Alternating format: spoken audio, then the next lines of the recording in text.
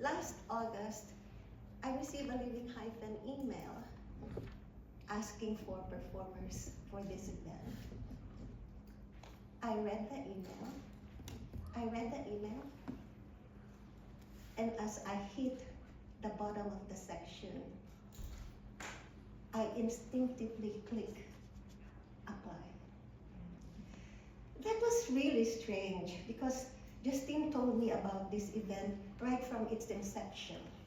I knew when it was going to be, I knew what the topic was going to be, but somehow when I read that email, it elicited a different reaction from me. I wanted to apply. I also wanted to play it fair and square. That's why I applied. So I started filling up the form, but there were two questions that I didn't know how to answer.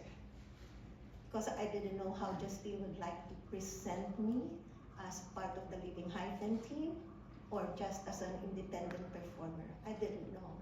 I wanted to defer to her. I think, but more importantly, I was scared that if I played fair and square, I wouldn't be accepted. I wouldn't be accepted. So what I did was I flexed my muscles. I messaged her and told her, I want to speak on November 2. I know exactly why. I know exactly why I applied. I wanted to talk about Lola Padang. Lola Padang was my nanny. She took care of me, she took care of my sisters, she took care of our children, she took care of my mother, she took care of everybody. I was her favorite.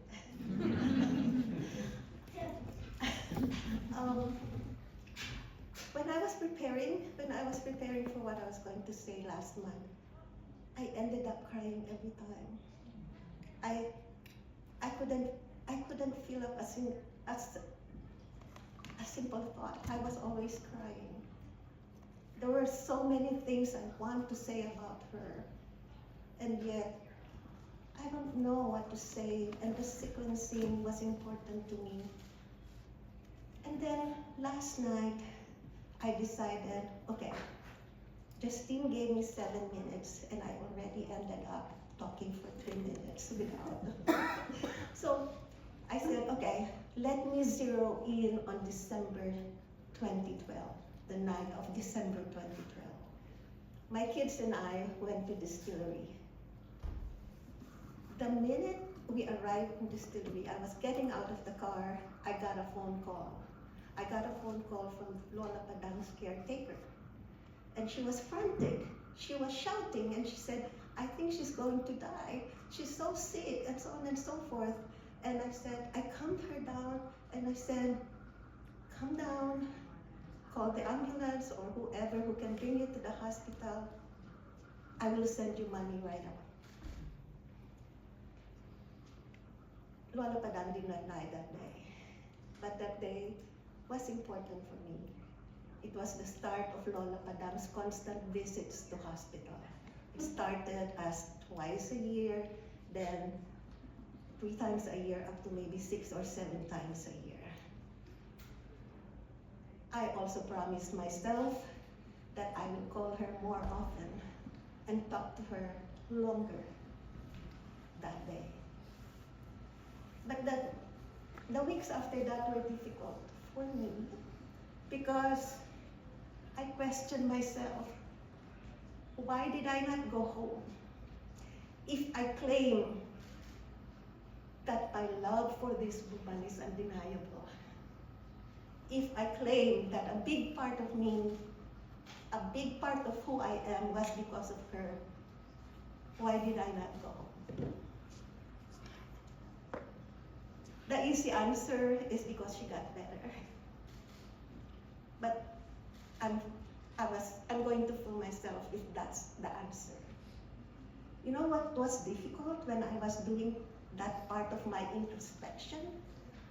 Difficult was,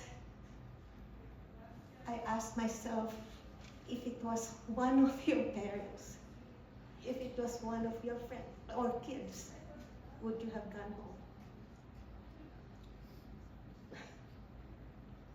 Lola Padang made it easier for me. She got better.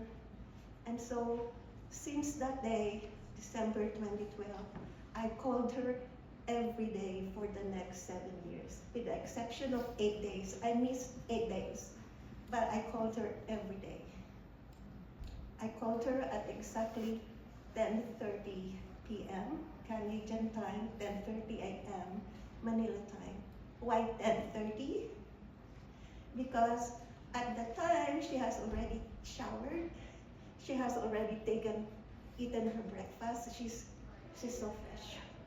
So we're ready for each other. And last night, I remember that I wrote a blog, like a year after talking to her every day. I remembered I wrote a blog, and I printed it here. You can see that. You can see the generation now, right? Paul used the phone, and I printed it. I just want to share a portion of that blog. That blog is titled After 10:30 p.m. After 10:30 p.m. That is when I stop everything, and that is when I call Lola Padang. She did not remember many things. She sometimes did not remember me. She did not remember our conversations a few minutes ago. But what she remembered the most was her childhood.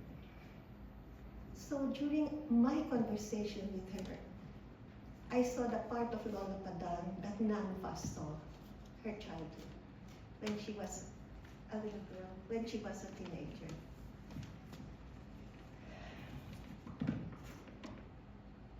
When 10:30 kicks in, I am led to the world of endless laughter and accidental discoveries. Through our conversations, I got a glimpse of her childhood, her sneaking out of the house to go dancing. I never even knew she danced.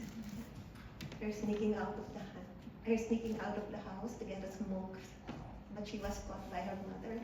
We never knew she smoked. Her dislike of water, because water is tasteless. And her never wanting to have a boyfriend or a husband because her father told her that she couldn't have one because she has to take care of them. Her immense pride because my father chose her to be with us in Manila. And lastly, she was always telling me about her favorite sister, the youngest, Peding. So funny. Her name is Padang, and the youngest sister is Peding. So I would always tease her, Padang, Peding, Padang, Peding, Padang, Peding, right? I have two identities when I talk to Lola Padang. As Jocelyn, the child that she took care of. And most of the time, she thought of me as Peding. She saw me as Peding. I cannot overstate how happy I was. If Peding was her favorite person, was her favorite sister, imagine, she thought of me as Peding. Whenever I was Peding, she would look at me lovingly, she would look at me naughtily, and she would tell me how much she made me cry because she was snatching all my toys. I didn't know that part of her.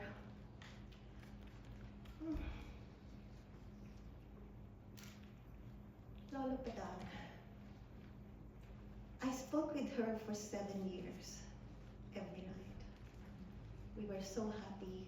We created a playlist for her, made up of old songs, really old songs. And then we would sing every night. It was a lot of fun. It was a lot of fun. There was one moment though. There was one day where her memory was lucid, so lucid, that we chronicled the timeline of everyone, from the sisters to our children. She remembered our antics. She remembered a lot of things. And I cannot tell you how happy I was. Then suddenly out of the blue, she said, "Then you all left." She said, "Then you all left." She said it without rebuke. She wasn't reproachful. She said it matter-of-factly. She said it as if it was part of the story. And it was part of the story. We left her. Not all together, one by one, but we left her.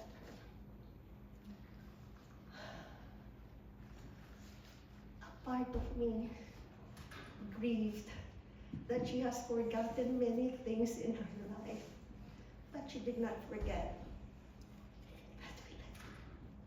that we left her. She did not forget that.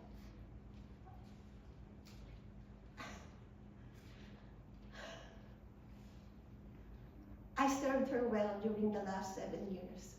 During her last 7 years, that's one of my proudest achievements. I believe.